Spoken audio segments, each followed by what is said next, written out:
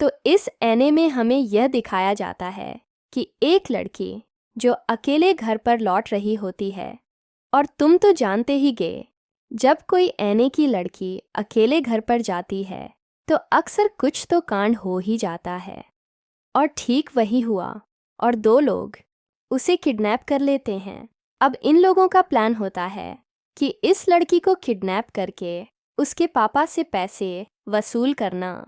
लेकिन यह लड़की दिखने में तो बहुत खूबसूरत थी, लेकिन उन दोनों में से एक का इरादा बदल गया और वो लड़की के साथ गलत हरकतें करने लगे, और इसी वजह से लड़की अंदर से पूरी टूट जाती है और डर भी जाती है, क्योंकि बचपन में उसके साथ ये हादसा एक बार हो चुका था और पिछली बार उसकी मदद करने के लिए कोई भी सामने नहीं आया था। लेकिन तभी अचानक ऊपर से एक परछाई दिखाई देती है और वहां से छत तोड़कर एक लड़का हीरो वाली एंट्री मारता है। हाँ, यही है हमारी कहानी का असली हीरो। वो सीधा उन दोनों के सामने आकर खड़ा होता है। उसके कपड़े बहुत ही अलग और अजीब किस्म के होते हैं। अब वो पूछते हैं कि अबे कौन है बे तू? इस सवाल पर वो मुस्कुराते हुए कहता है, मेरा नाम है स्टाइलिश हीरो। किडनैपर हंसते हुए यह कहता है कि अबे इससे घटिया और नाम नहीं मिला तुझे। और फिर वो अपनी गन निकालकर उसके सामने तान देता है, लेकिन हीरो फुर्ती से उसके हाथ पर चाकू फेंक देता है, जिससे गन जमीन पर गिर जाती है और अगले ही पल में वो उसे उठाकर पटक देता है और पैरों से उसका सिर कुचल देता है। तभी दूसरा किडनैपर भी अपनी गन निकाल लेता है। फिर तभी अचानक वो अपनी गन फेंककर एक बात कहता है, मुझे तुम्हारे जैसे बच्चों को हराने के लिए कोई हथियार की ज़रूरत नहीं है। शायद उसको अंदाज़ा नहीं था कि उसका सामना किससे हो रहा है। अब आता है एक साइड कैरेक्टर। वो अपने हीरो पर अचानक अपने चाकू फेंक फेंक कर अटैक कर देता है। हीरो यहाँ पर थोड़ा सा घायल भी हो जाता है और ये बंदा काफ़ी ताकतवर भी होता है, क्योंकि यह पहले एक सोल्जर रह चुका था। अब हमारा हीरो भी यहाँ पर हथियार निकाल लेता है और वो भी एक क्रोबार, और फिर दोनों के बीच जबरदस्त फाइट शुरू होती है। लेकिन आखिरी में वो साइड विलन कहाँ टिकने वाला था।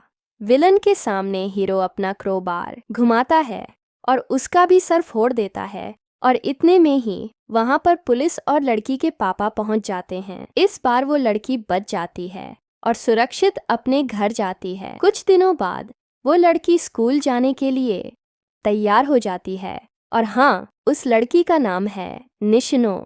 वो बेहद अमीर और खूबसूरत होती है और स्कूल में सबसे ज़्यादा पॉपुलर भी। सभी बच्चे उसे जानते हैं और उसे पसंद भी करते हैं, सिवाय एक लड़के के।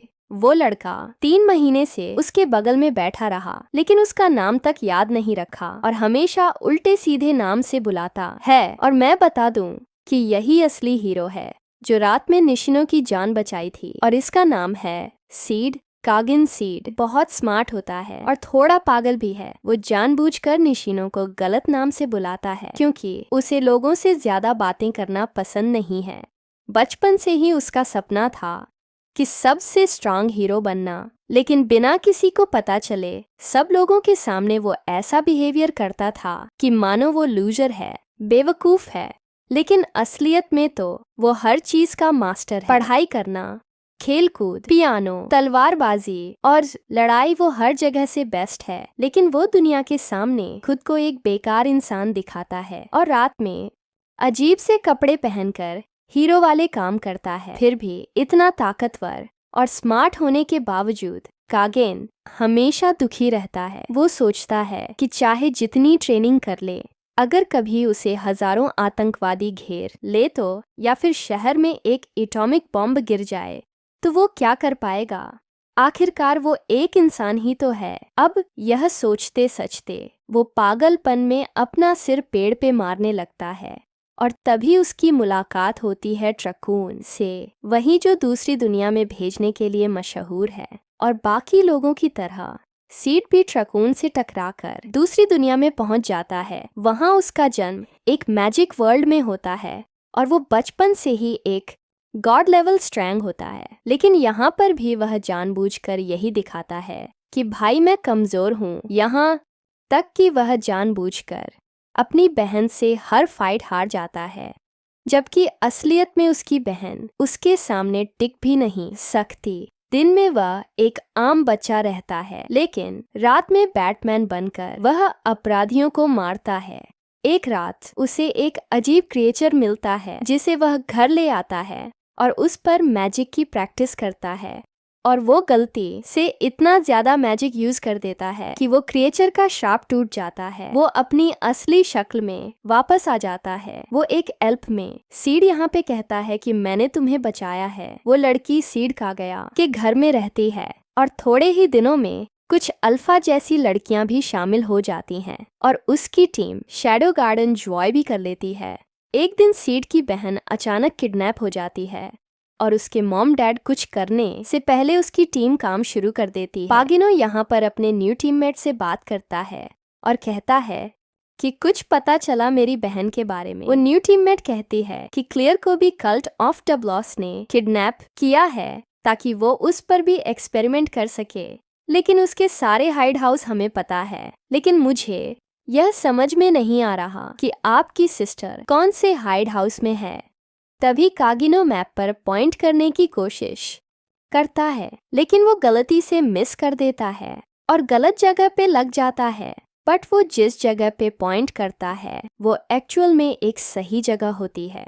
मतलब भाई साहब का लक भी जबरदस्त है। उसकी बहन को इस आदमी ने किडनैप किया होता है। ये बंदा कहता है कि अगर हमारा एक्सपेरिमेंट तुम्हारे ऊपर काम नहीं किया तो हमें तुम्हारे भाई को पकड़ना पड़ेगा। ऐसा सुनते ही यह पूरी तरह पागल हो जाती है और अपनी चैन तोड़कर इस आदमी पर अटैक कर देती है, क्योंकि वो अपने भाई से बहुत प्यार करती है। और तभी अचानक वो बंदा उसके मुंह पे पंच मारता है और वो बेहोश गिर जाती है। और तभी उसके पीछे से उसका बंदा आता है और कहता है कि हमारे ऊपर किसी ग्रुप ने हमला किया है जिसका नाम द शैडो गार्डन है एंड उनके सामने हमारे आदमी कोई भी नहीं टिके, तो इसलिए हमें यहाँ से भागना पड़ेगा। यह आदमी यहाँ से भागने की कोशिश करता है, लेकिन तभी शैडो गार्डन की 7 लड़कियां इसे घेर लेती हैं और यह भाई साहब आगे बढ़ती है और अल्फा के ऊपर अटैक कर देते हैं।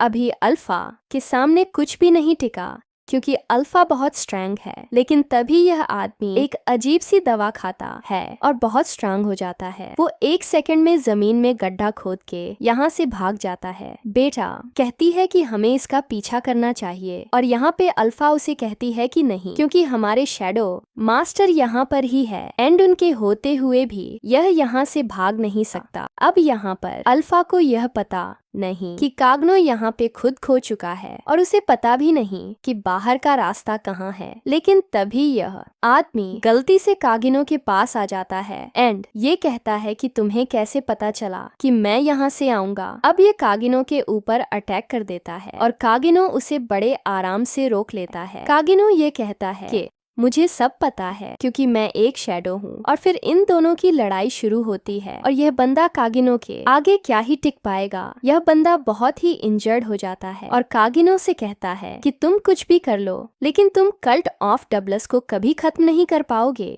अब कागिनो इसके ऊपर कहता है कि खैर यह अब आने वाला समय ही बताएगा। यह फिर से दोबारा अपनी रेड कलर की गोलियां सारी खा जाता है और बहुत ही ज्यादा स्ट्रांग्स बन जाता है। वो फिर से शैडो के ऊपर अटैक कर देता है, लेकिन शैडो अपनी थोड़ी सी पावर यूज करके उसे खत्म कर देता है एंड इसी तरीके से शैडो अपनी बहन को बचा लेता है। तो इसके बाद हम देखते हैं कि नोबल फैमिली के बच्चे 15 साल के हो गए तो उन्हें मिडगार एकेडमी में जाना पड़ता है और वो भी पढ़ाई करने के लिए और नाइट्स भी बनने के लिए। और वहीं पर कागिनो की बहन क्लियर चली जाती है और 2 साल बाद कागिनो भी इस एकेडमी में एडमिशन ले लेता है। वो स्कूल में भी एक लूजर दिखना चाहता है ताकि उसके पावर का किसी को अंदाजा ना हो। तो वो अपने जैसे ही 2 दोस्त बनाते हैं। दरअसल वो असली में ही एक लूजर है। इनके साथ घूमेगा तो असली में एक लूजर लगेगा, कमजोर और वीक भी दिखेगा।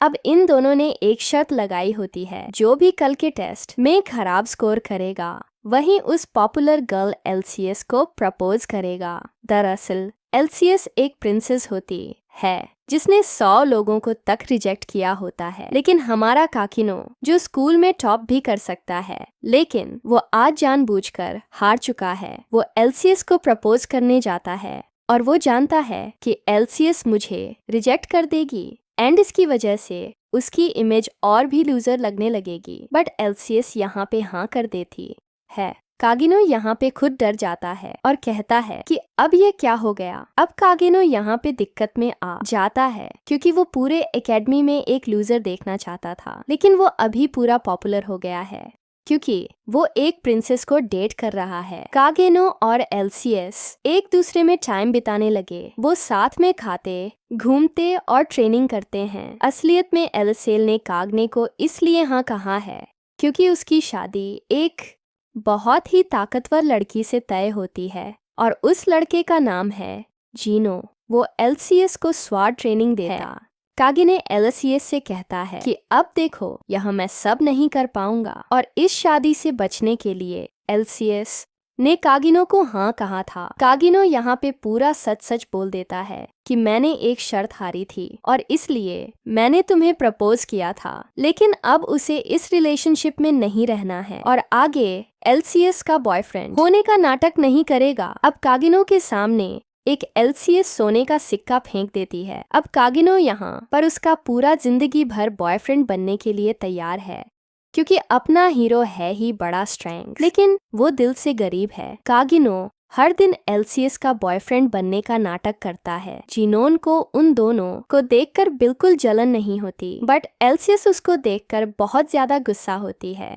एक दिन वो एक एकेडमी के बाहर जाकर एक आइसक्रीम खा रहे होते हैं और वहाँ से जाते वक्त एलसीएस कागिने को यह बताती है कि री बहन पूरे एकेडमी की एक स्ट्रेंगेस्ट नाइटर है और मुझे तो ढंग से तलवार भी चलानी नहीं आती। बातों बातों में एलसीएस अपनी पूरी स्टोरी कागिने को बता देती है। अपना कागिनो यहाँ पे कहता है, अच्छा तुमने कुछ कहा क्या? तो दरअसल मैंने सुना नहीं, जिससे एलसीएस यहाँ पर कागिनो पर बहुत गुस्सा हो जाती है और यहाँ से चली जाती है। अब अगले दिन कागिन अपने एकेडमी में जा ही रहा होता है, तभी उसे नाइट और जीनोन आके घेर लेते हैं और कहते हैं कि तुम ही कल प्रिंसेस एलसीएस के साथ बाहर गए थे ना, और तब से एलसीएस घर वापस नहीं लौटी है। कागिनो यहाँ पे समझ जाता है कि वो बहुत बड़ी दिक्कत में फंस गया है और इधर हम देखते हैं कि एलसीएस को एक पागल साइंटिस्ट ने पकड़ लिया होता है जो कि कल्ट ऑफ डायबॉस का मेंबर है, को इसलिए किडनैप किया जाता है कि उसका रॉयल खून से एक डीमन को जिंदा किया जा सकता है